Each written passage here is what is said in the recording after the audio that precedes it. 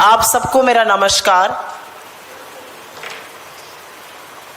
आज से 30 महीने पहले, ठीक 30 महीने पहले सितंबर 2023 में नरेंद्र मोदी जी की सरकार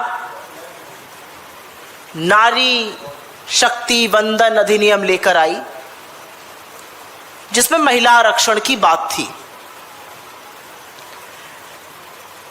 लेकिन इसमें इतने किंतु परंतु अपितु थे कि यह समझ से बाहर था सरकार की मंशा क्या है। सरकार ने कॉन्स्टिट्यूशनल अमेंडमेंट किया, संविधान का संशोधन हुआ 343A में, और उसमें शर्त डाली गई कि पहले सेंसस होगा और उसके बाद डिलिमिटेशन होगा और उसके बाद महिला आरक्षण होगा। 9 मन तेल होगा तब आगे की बात बनेगी। ये काम सरकार ने किया और उस वक्त विपक्ष ने विमुख होकर स्पष्ट तौर से कहा, महिला आरक्षण में ये किंतु परंतु अपितु मत कीजिए, अभी लागू कीजिए, बिना शर्त के लागू कीजिए। 2024 में इसका फायदा पहुंचे और लोकसभा में महिलाएं चुनकर आए। पूरे स्पष्ट तौर से विपक्ष ने यह बात कही थी। विपक्ष के नेता राज्यसभा में और हमारे अध्यक्ष खरगे जी ने कही थी, हमारी सीपीपी चेयरपर्सन ने यह बात कही थी। बिना लाग लपेट के हमने कहा था ये किंतु परंतु अपितु कंडीशंस हटाइए, महिला आरक्षण लागू करिए, 2024 में महिलाएं चुनकर आए। 30 महीने बाद एकदम से हृदय परिवर्तन हो गया और आज प्रधानमंत्री जी सम्मेलन में बोल रहे हैं, विपक्ष से अपील कर रहे हैं, आर्टिकल लिख रहे हैं, ओपेड लिख रहे हैं। 30 महीने में मोदी जी की बात को नहीं मान रहे। क्या हृदय परिवर्तन हुआ उसके बारे में अभी चर्चा करते हैं, लेकिन 30 महीने में ही अपनी मर्जी से बनाया हुआ कानून, जो बिना किसी कंसल्टेशन के बनाया, अपनी मर्जी से बनाया, बिना ऑल पार्टी मीटिंग करते हुए बनाया, अपनी इच्छा थोपी, अब उस इच्छा को दोबारा बदलने जा रहे हैं। और आज द हिंदू में श्रीमती सोनिया गांधी जी ने, जो कांग्रेस पार्लियामेंट्री पार्टी की चेयरपर्सन है और महिला सशक्तिकरण की इस देश में सबसे बड़ी ध्वजवाहक है, उन्होंने स्पष्ट तौर से सरकार के इस जुमले की कलई खोली और यह कहा है कि महिला आरक्षण तो मुद्दा ही नहीं है, वो तो पास हो चुका है। और हमने आपसे कहा था कि उसको बिना डिलिमिटेशन, बिना कास्ट सेंसस, बिना ये सब किए पास करिए। वो बता रही है और ये बहुत पते की बात है कि मुद्दा महिला आरक्षण नहीं है, वो सर्वसम्मति से पास हुआ है। असल में मुद्दा डिलिमिटेशन और परिसीमन है। आप महिला आरक्षण के पीछे छिपकर जो शकुनी चाल चल रहे हैं वो मत चलिए। बिल्कुल स्पष्ट तौर से सोनिया जी ने अपने आर्टिकल में इसको साफ तौर से यह लिखा है। अभी मैं थोड़ी देर पहले प्रधानमंत्री महोदय का एक सम्मेलन सुन रही थी। उन्होंने कहा जो कांग्रेस चाहती थी हम तो वही कर रहे हैं। कांग्रेस कहती थी 2024 में करिए, कांग्रेस कहती थी कोई कंडीशन मत करिए। और आपकी याद ताजा करा दूं, जिस नींव पर यह महिला आरक्षण लोकसभा, राज्यसभा और तमाम असेंबलीज में आएगा, वो नींव कांग्रेस पार्टी की डाली हुई है। 73rd and 74th constitutional amendment के चलते पंचायती राज में 1/3 महिलाओं को आरक्षण देने का काम कांग्रेस पार्टी ने किया था और इसके सबसे बड़े सपोर्टर, इसके जनक श्री राजीव गांधी जी थे। और आज असलियत यह है कि उस अफर्मेटिव एक्शन का प्रभाव हम देख रहे हैं। आज 15 लाख से ज्यादा चुनी हुई निर्वाचित महिलाएं पंचायती राज में, चाहे वो गांव की प्रधान हो या ब्लॉक प्रमुख हो या जिला पंचायत में हो, ऐसी 15 लाख निर्वाचित महिलाएं हैं। उनकी कुल संख्या 40% से ज्यादा है। 1/3 आरक्षण देने का काम कांग्रेस पार्टी की सरकार ने किया था, सर्वसम्मति से किया था, ऑल पार्टी मीटिंग बुलाकर किया था। इस पर बहुत विवेचना हुई थी, बहुत चर्चा हुई थी और उसके बाद सर्वसम्मति से इसको लागू किया गया था। तो तो 2023 में मोदी जी को लगा कि आधी आबादी को आकर्षित करने के लिए ये एक शगुफा फेंका जाएगा। ये शगुफा फेंका गया। उनको यह आभास नहीं था कि उनका जनाधार निपट चुका है। उनको यह आभास नहीं था कि वो 400 की बात कर रहे हैं और जनता उनको 240 पर लाके पटकेगी। जनता समझ गई कि यह जुमला था, क्योंकि जनता को पता था कि आपकी मंशा, आपकी सोच, आपका इरादे में खोट है, और अगर खोट ना रहती तो बिना शर्त आप लागू करते। लेकिन अब एकदम से वक्त बदल गया, हालात बदल गए, और अब मोदी जी को लगा चलो फिर से एक नया शगुफा लागू करते हैं। अब उनको समझ में आ गया है कि जनाधार खत्म हो रहा है, तो चलो महिलाओं की बात करते हैं। 30 महीने के अंदर कॉन्स्टिट्यूशनल अमेंडमेंट किया, और अब उसको बदलने की बात, जो खुद का किया कॉन्स्टिट्यूशनल अमेंडमेंट है, अब उसी को बदलने की बात की जा रही है। और टाइमिंग सब कुछ होता है पॉलिटिक्स में। सबको पता है बंगाल में और तमिलनाडु में चुनाव चल रहे हैं। सबको पता है सारे लोग वहां पर प्रचार में व्यस्त होंगे। क्या नरेंद्र मोदी जी ये नहीं जानते कि बंगाल के चुने हुए 42 सांसद, और मैं सिर्फ लोकसभा की बात कर रही हूं, वो बंगाल में प्रचार कर रहे होंगे? क्या वो नहीं जानते कि तमिलनाडु के 39 सांसद वहां पे प्रचार प्रसार में व्यस्त होंगे? 3-3 चिट्ठियां लिखी विपक्ष के नेताओं ने और कहा 29 अप्रैल के बाद जब अंतिम चरण खत्म हो जाएगा चुनाव का, आप एक ऑल पार्टी मीटिंग बुलाइए और इस पर चर्चा कर लीजिए।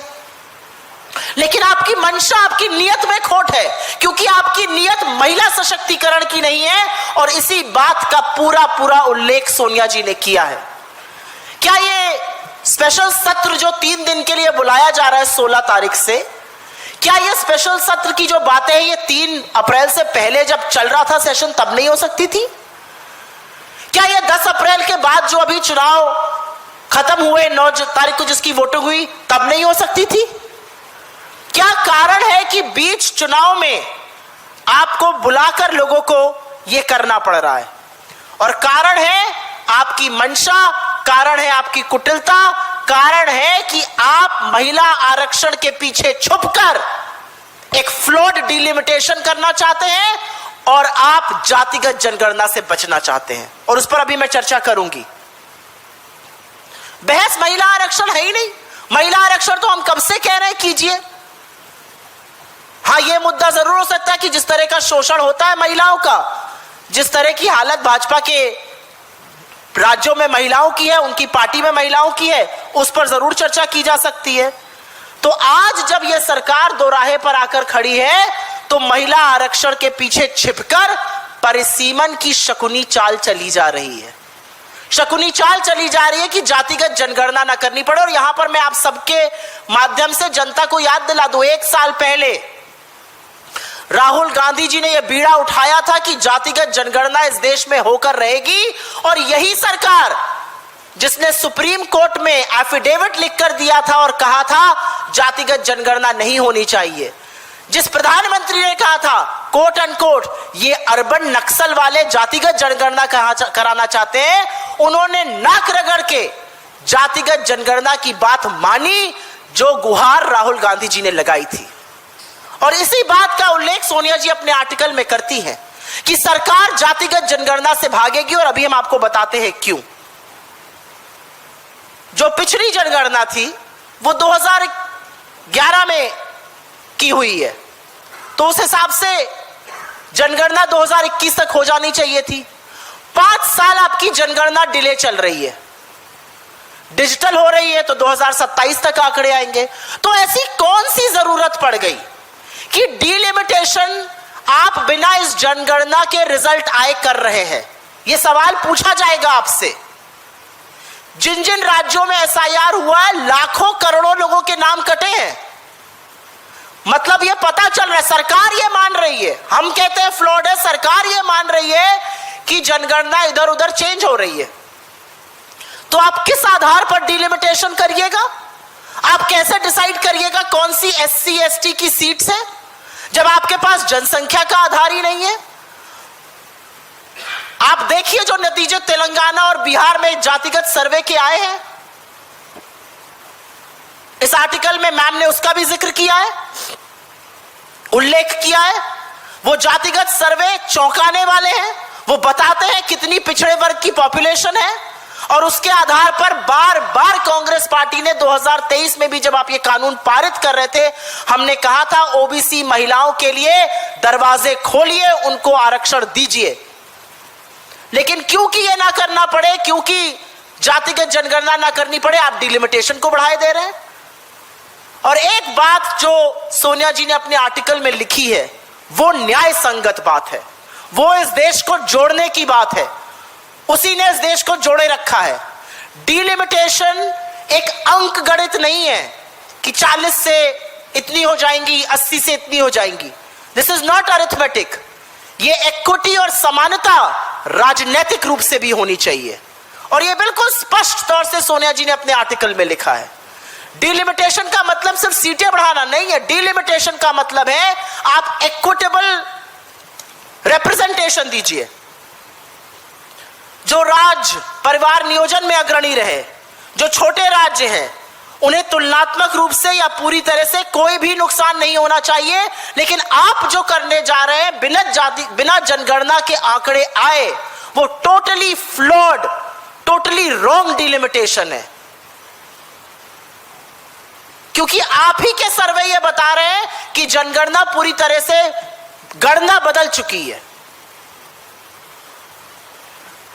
और इसीलिए सवाल इस बात का है कि ये क्यों किया जा रहा है, इतनी हड़बड़ी क्यों है, ऐसी क्या आन पड़ी कि एकदम से मोदी जी को ये करना पड़ रहा है। और इसका पूरा पूरा साफ सपाट जवाब है महिला आरक्षण के पीछे छिपकर शकुनी तरीके से परिसीमन करना है और कहीं ना कहीं जातिगत जनगणना से भागना है। वेट करिए जनगणना के आंकड़ों का, उसके आधार पर परिसीमन होना चाहिए। परिसीमन करते वक्त आपको याद रखना चाहिए कि जिन राज्यों ने पैरामीटर्स पे अच्छा परफॉर्म किया, उनको नुकसान ना हो। आप नॉर्थ साउथ की डिवाइड मत क्रिएट कीजिए इस देश में, जो आप करने की कोशिश कर रहे हैं। सबको पता है आपका यह शिगुफा इसलिए है क्योंकि नरेंद्र मोदी जी को एक नया बहाना चाहिए। अब कैसे कहेंगे कि काम नहीं कर पा रहे हैं? अब चुनाव बीत जाएगा तो एब्स्टीन की चर्चा होगी, चुनाव बीत जाएगा तो विदेश नीति की चर्चा होगी, चुनाव बीत जाएगा तो बेरोजगारी और महंगाई की चर्चा होगी। तो ऐसे में मोदी जी किसको ब्लेम करेंगे? कैसे कहेंगे विपक्ष काम नहीं करने दे रहा है, नेहरू जी काम नहीं करने दे रहे, इंदिरा जी ने हाथ पकड़े हुए हैं, राहुल जी आके खड़े हो गए, मोदी जी को कलम नहीं चलाने दे रहे, कैसे कहेंगे?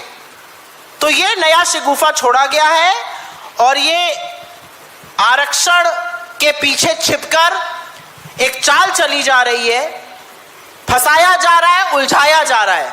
लेकिन जो मेन मुद्दा है, जैसा कि सोनिया जी ने स्पष्ट तौर से कहा है, जैसा कि कांग्रेस वर्किंग कमेटी ने निर्णय लिया, this is not an issue of women's reservation. ये महिला आरक्षण का मुद्दा है ही नहीं, वो सर्वसम्मति से पारित हो गया। आपने उसमें किंतु अपितु परंतु लगाया। ये मुद्दा डिलिमिटेशन का है, ये रिप्रेजेंटेशन ऑफ स्टेट्स का है, ये जातिगत जनगणना का है, जिन मुद्दों से आप आंख बचाकर मुंह छिपाकर भागना चाह रहे हैं। तो बजाय न्यूज़पेपर्स में ओपेड लिखने के, बजाय सम्मेलन करने के, बजाय मंचों से विपक्ष से अपील करने के, ऑल पार्टी मीटिंग बुलाइए। और जिस तरह से आप बीच चुनाव में एक स्पेशल सेशन बुला रहे हैं, आप बंगाल के 42 और तमिलनाडु के 39 सांसदों और तमाम सीनियर लीडर से यह हक छीन रहे हैं कि वो जाकर वहां प्रचार प्रसार कर सके, वो जनता के बीच में जा सके। यह हक आप उनसे छीन रहे हैं और यह देश देख रहा है।